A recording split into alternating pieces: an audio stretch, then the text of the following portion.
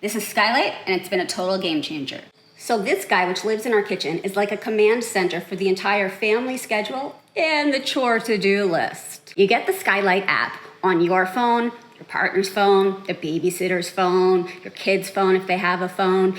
Everybody gets it on their phone. And then you sync up everybody's schedules, the school schedules, the work schedules, the volunteer schedules, the baseball schedule, all of the there's so many schedules. You can input stuff from your phone, from your laptop, from your iPad, or from this guy who's sitting right on the kitchen counter. And every morning, everyone in the family can look right at that and know what's going on at any given time. You can assign each family member their to-do list, chore list, honey-do list, whatever you want to call it, and then they can check it off either here or on their version of the app. There's also a section for lists, like grocery lists, packing lists, things that are driving mom crazy lists. We use it with this stand, but you can also mount it on the wall. You can do all this without a subscription, but if you want to buy a subscription, there are some extra features like using it as a, a digital photo frame. So you can share family photos from devices to this and have it sitting there right on the kitchen counter. So grab a Skylight for your family today and get all of that chaos under control because life is chaotic enough.